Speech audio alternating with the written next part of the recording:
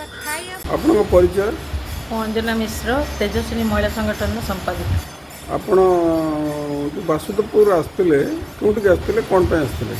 ବାସୁଦେବପୁର ଗୋଟେ ଆମର ଏଇଠି ଅଛି କଳ୍ପତରୁ ଆଶ୍ରମ, ସେଥିରେ ଆମେ ଆଜି ଆସିଥିଲୁ। ତାଙ୍କ ଛୋଟ ପିଲା ସବୁ ଅଛନ୍ତି, ସେମାନଙ୍କୁ ଦେଲୁ, ଆମେ ବସ୍ତ୍ର ଦାନ କଲୁ, ଲେଡ଼ିଜ୍ ଦୁଇ ତିନିଟା ବି ଦେଲୁ, ଦେଇକି ଭଲରେ ସେମାନଙ୍କ ସାথে କଥା ହେଲୁ, ତାଙ୍କର ଅସୁବିଧା ସୁବିଧା ଟିକେ ବୁଝାବୁଝି କଲୁ।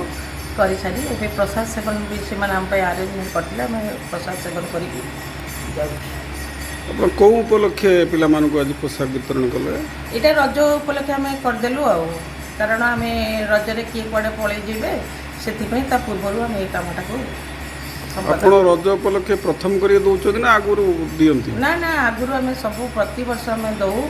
ଆଉ ଆରଥରକ ଦେଇଥିଲୁ ମାଲଦାରେ ଯାଇକି ଆମେ ସେଠି ବି କରିଥିଲୁ, ଆଉ ଏଠି କରିଥିଲୁ ଧାମନଗରରେ ବି ଗୋଟେ ଥର ଦେଇଥିଲୁ, ଭଦ୍ରକରେ ବି ଦେଇଛୁ, ସବୁ ଯେଉଁ ରେଡ଼ିଓ ଷ୍ଟେସନ୍ ଇଏ ପାଖରେ ଯାଇକି ବି ଦେଇକି ଆସିଛୁ। ମ୍ୟାଡ଼ାମ୍ ଆପଣଙ୍କ ପରିଚୟ? ମୁଁ ଓଡ଼ିଶା ତେଜସ୍ୱିନୀ ମହିଳା ସଂଗଠନର ଉପଦେଷ୍ଟା ଜାନକୀ ପାଢ଼ୀ ମୋ ନାଁ। ଆମର ଏଇ ଯେଉଁ ତେଜସ୍ୱିନୀ ମହିଳା ଗ୍ରୁପ୍ ପ୍ରତ୍ୟେକ କାର୍ଯ୍ୟରେ ଆମେ ପ୍ରସ୍ତୁତ ରହୁ, କାରଣ ବନ୍ୟା ବେଳେ, ବାତ୍ୟା ବେଳେ, ଘରପୋଡ଼ି ବେଳେ, ଆଉ ବୃଦ୍ଧାଶ୍ରମ, ବାଳାଶ୍ରମ, ଅନାଥାଶ୍ରମ, ଏଇ ଜାଗାକୁ ଆମେ ବେଶୀ ପ୍ରାଧିକାର ଦେଉ।